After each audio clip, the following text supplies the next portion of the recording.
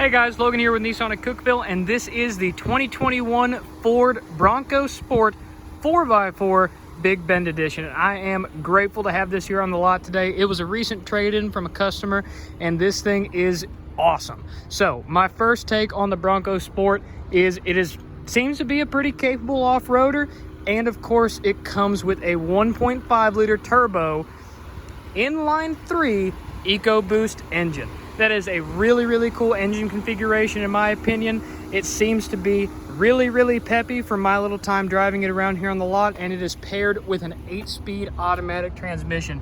This example has just less than 2,000 miles on it before it was traded in, and it is in the rapid red metallic exterior color with the dark interior. Now, back here on the back, I'm actually going to start because I personally love the styling of this thing. Like I said, it's going to be the Bronco Sport. You've got the white badging back here, the offset Ford badge to go back to the old Bronco classics, and then of course you've got your access right back here for the rear hatch as well as the glass. Clicking on the left button allows you to open up this rear glass. That way if you just need a little bit of access to the trunk. And then of course closing this and clicking on the other button allows you to open up the trunk, and it gives you tons of cargo space. Now your spare tire is going to be mounted right here below the cargo floor. It does have capless fuel fill, so Ford was nice enough to include a funnel with this vehicle. And as you can see, you can tell this thing is a Bronco Sport. You've got the Bronco accents on the lights back here. You've also got small little lassos on your cargo tie downs, which are carabiner style tie downs. I actually love the way Ford set these up, and that little lasso on there just goes the extra mile to let you know you are wrangling some serious stuff with this Bronco. Now, this button over here kind of confused me for a second because I wasn't sure exactly what it did, but if you click this, you actually turn on 2 LED pod lights on the corners of the hatch, and these guys are adjustable with angle, so you can adjust these lights to point light wherever you need it.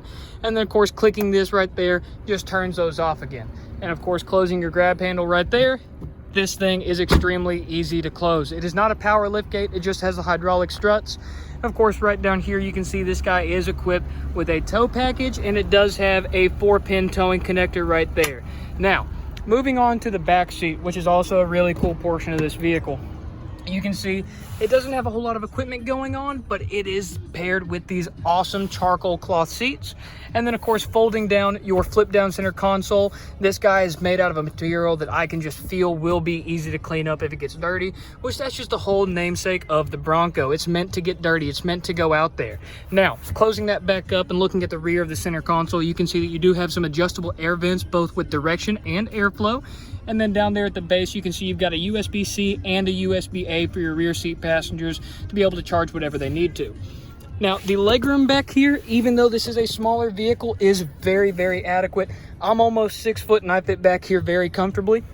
On the back of your driver and passenger seat, you do still have storage. However, it's a little different in this vehicle. You've got some zippers up top, and this gives you full access to the inside. This doesn't feel insulated, but it may be. And then back here you can see we've got some MOLLE webbing to give it a little bit more tactical of a vibe. If you wanted to put some MOLLE accessories on there, you have the ability to do so. Outside of that, every single door has access to its own locking controls. Very easy to use, and of course window controls as well. Not only do you have the 2 cup holders in that flip down cup holder, but you do also have an additional cup holder in each of the rear doors. Not only that, but if you need a little bit more cargo space than what your trunk can provide, all you have to do is fold down these headrests and then push the button on the shoulder. These guys are set up in a 60-40 split, and this particular vehicle does also have the rubberized cargo mat for the back of the rear seats. That way, no matter what you put in here, you're not gonna hurt your nice fabric seats. Beyond that, of course, the front seat is truly where the magic happens in my opinion.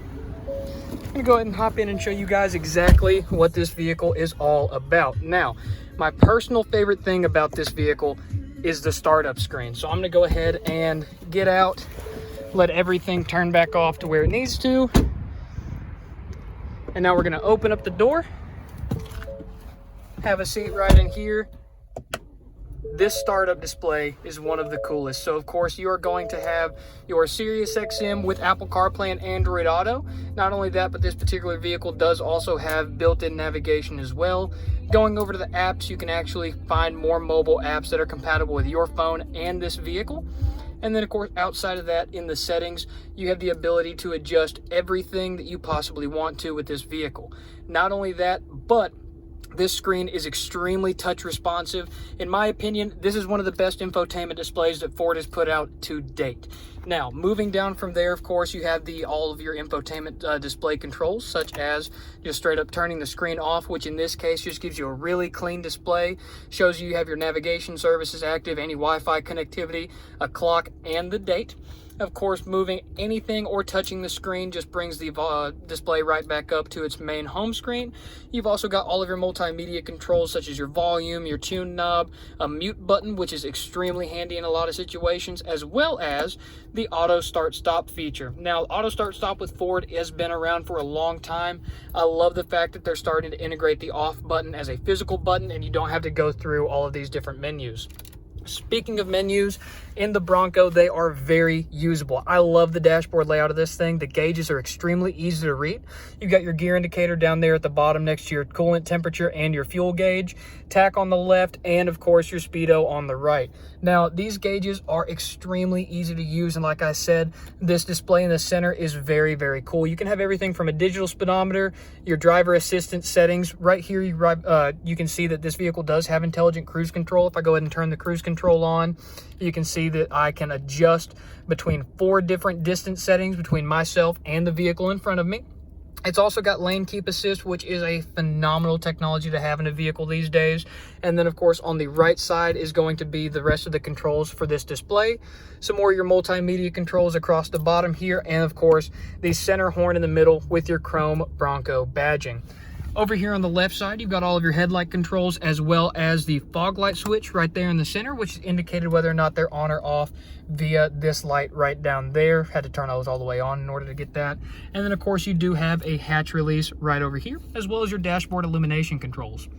On the driver door panel, we don't have a whole lot going on. We do have our lock and unlock for the entire vehicle, which is also on the passenger side door as well. And of course, we have all of our mirror and window controls for the entire vehicle, including a window lockout up top. Now, moving down to the electronic shift knob, I was a little hesitant about these guys at first, but Ford has absolutely knocked it out of the park with this dial shifter.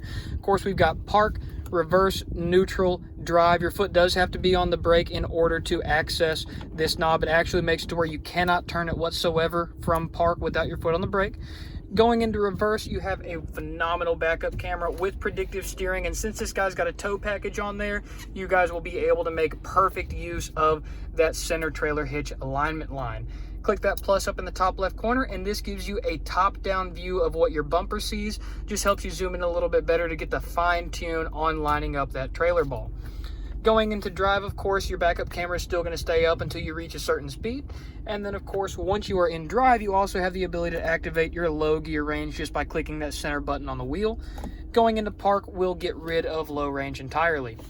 Right behind that, you do have a great electronic parking brake as well as auto brake hold. Auto brake hold is going to help you out a long run in traffic jams or even just drive-throughs. Behind that, we have what Ford calls GOAT modes. Now, translated from Ford speak to normal speak, these are just going to be your standard drive modes for the vehicle. This guy is set up on a dial shifter just like your actual shift knob. And then if I go up here to this display like I was talking about earlier, your drive modes are going to be normal.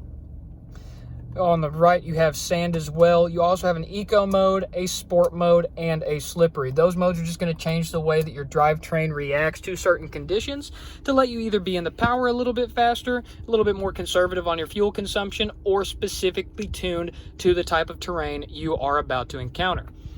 Down here are your climate controls. Of course, you've got your fan speed, your temperature gauge over here. I love the fact that Ford's starting to put that little screen right down there, making everything front and center. And of course, your climate control modes as well. Rear and front windshield defrosters. Go ahead and adjust that. That way I don't have to yell over it. And this is also really cool. They have auto climate control, but instead of just being one standard speed of auto, they let you pick the intensity between 3 different levels. And then of course, once you adjust your fan speed, automatic already turns off. Max AC right over there, and then the power switch for the whole climate control system is built into the temperature knob. Moving down a little bit, we've got another USB-C and another USB-A and a 12-volt power supply right there. Your glove box on the passenger side is plenty big, and it is also dampened to open. This vehicle does, of course, have the full set of instruction manuals, tons of storage built in around the vehicle, and of course your center console where you get your last 12-volt power supply. That makes 3 12-volt power supplies, 2 USB-Cs and 2 USB-As for the entire vehicle, as well as 2 rubberized pen clips. That way you can keep all of your stuff nice and organized. Most of the touch surfaces, including your center console, your armrest over here, is going to be wrapped in a really nice leather material. Everything else does not really feel cheap. I can't hear any creaking as I push around on this guy. This is just a really nicely built vehicle, in my opinion.